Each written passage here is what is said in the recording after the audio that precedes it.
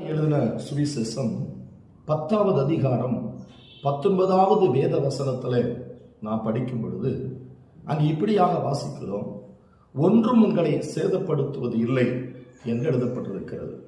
பிரியமானவர்களே, இன்றைக்கு நீங்கள் ஏதாவது சேதங்கள் என் வாழ்வில் வந்துவிடுமோ, பட சேதங்களோ, பொருள் சேதங்களோ, தொழில்களிலே சேதங்களோ, இல்லை என்னுடைய பிராணனுக்கு சேதங்கள் வந்துவிடுமோ என்கிற அச்சத்தோடு இந்த வார்த்தைகளை கேட்டுக்கொண்டிருக்கிறீர்களா?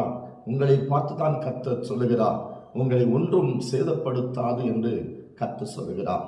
தானியேல் புத்தகம் 6வது அதிகாரம் 22வது வேத வசனத்தை நாம் வாசிக்கும் பொழுது அங்கே எழுதப்பட்டிருக்கிறது, சிங்கங்கள் என்னை சேதப்படுத்தாதபடிக்கு தேவன் தம்முடைய தூதனை அனுப்பி அவைகள் வாயை கட்டி போட்டார் என்று எழுதப்பட்டிருக்கிறது.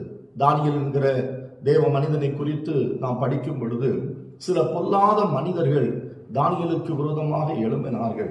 அவர் எப்படியாகவும் அழித்து விட வேண்டும், அவர் எப்படியாகவும் கெடுத்து விட வேண்டும் என்கிறதான கெட்ட எண்ணத்தோடு கூட எழும்பி அவரை சிங்கக்கெபியிலே போடுவதற்கு காரணமாக இருந்தார்கள்.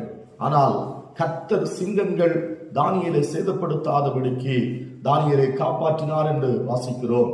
அப்படியான இன்றைக்கு ஆண்டவர் இயேசு கிறிஸ்து எந்த சேதமும் வராதபடி உங்களை காப்பாற்றுவார் என்று கர்த்தர் உங்களுக்கு வாக்கு கொடுக்கிறார்.